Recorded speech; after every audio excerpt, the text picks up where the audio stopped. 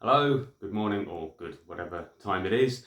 I'm here to talk to you today about Burn It Up, which is a new compilation from Cherry Red Records compiled by the great Bill Brewster, and is also the subject of my next Substack piece, well, my new one. You can read it right now.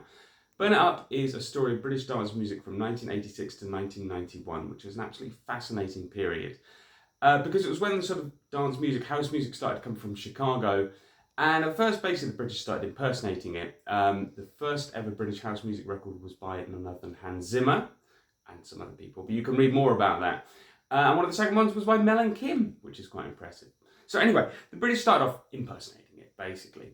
But it wasn't long before, kind of under the influence of Steinski, that they started to make things that were a lot more original, interesting, kind of somewhere in between like the cut and paste records and hip hop records and house, things like Bomb the Bass, S Express, Steve from S Express, that kind of thing.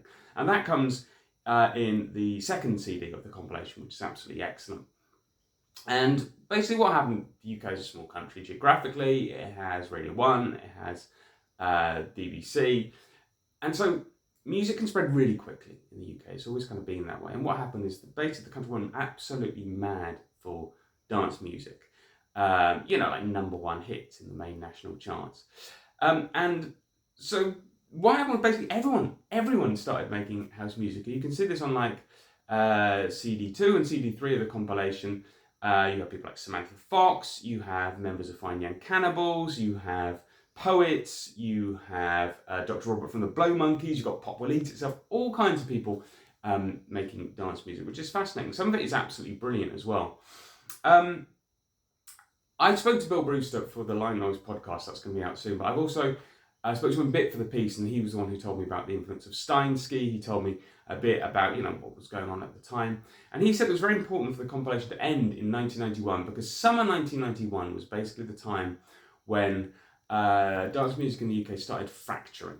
And it went from all the DJs playing the same kind of thing to things emerging like hardcore, eventually jungle, that kind of thing. So that's when it ended there. And just the compilation ends with a few kind of proto-hardcore tracks, which is fascinating. So yeah, it's out on Substack today.